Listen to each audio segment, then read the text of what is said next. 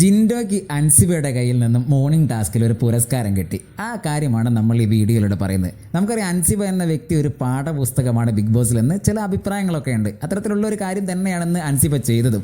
അത് നിലപാടിൻ്റെ കാര്യത്തിലായാലും വ്യക്തിത്വത്തിൻ്റെ കാര്യത്തിലായാലും സംസാര ശൈലിയിലായാലും അൻസിബയുടെ ഒരു പ്രത്യേക ഒരു രീതിയുണ്ട്. ആരെയും വെറുപ്പിക്കാത്ത രീതിയിൽ മുന്നോട്ട് പോകുന്ന ഒരാളുടെ തെറ്റ് അയാളുടെ മനസ്സ് വേദനിപ്പിക്കാതെ അയാളെ പ്രകോപിപ്പിക്കാതെ എങ്ങനെ അയാളെ പറഞ്ഞ് മനസ്സിലാക്കാം എന്ന് അൻസിബ കഴിഞ്ഞ ദിവസത്തെ മോർണിംഗ് ടാസ്കിൽ നമുക്ക് കാണിച്ചു തന്നു. ആ കാര്യമാണ് നമ്മൾ ഈ വീഡിയോയിലൂടെ കാണിക്കുന്നത്.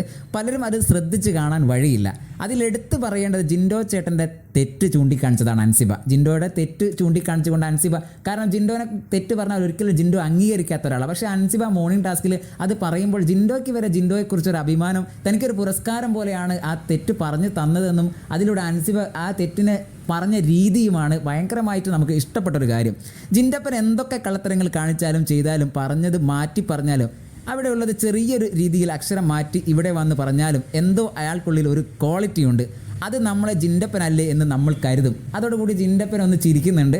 അത് വളരെ നല്ല രീതിയിലാണ് അൻസിബ അത് പറഞ്ഞത്. അത് കേട്ടിരിക്കുന്ന ജിൻഡോയുടെ മുഖത്ത് വിടുന്ന ഒരു പുഞ്ചിരിയാണ് നമുക്ക് കാണാൻ കഴിയുന്ന മോർണിംഗ് ടാസ്കിൽ. ഇതിൽ അവർക്ക് അവരുടെ തെറ്റുകൾ മനസ്സിലാക്കാനും പറ്റിയ, മനസ്സിൽ പറഞ്ഞ അയാളോട് യാതൊരുവിധ പരിഭവമില്ലാതെയാണ് അൻസിബ അത് പറഞ്ഞത്. അത് കേട്ട് നിൽക്കുന്ന ജിൻഡോയ്ക്കും അൻസിബയോട് ഒരു പരിഭവമില്ലാതെ ചിരിച്ചുകൊണ്ട് ആ തെറ്റ് മനസ്സിലാക്കുന്ന രീതിയിലാണ് ആ മോർണിംഗ് ടാസ്ക് പോയത്.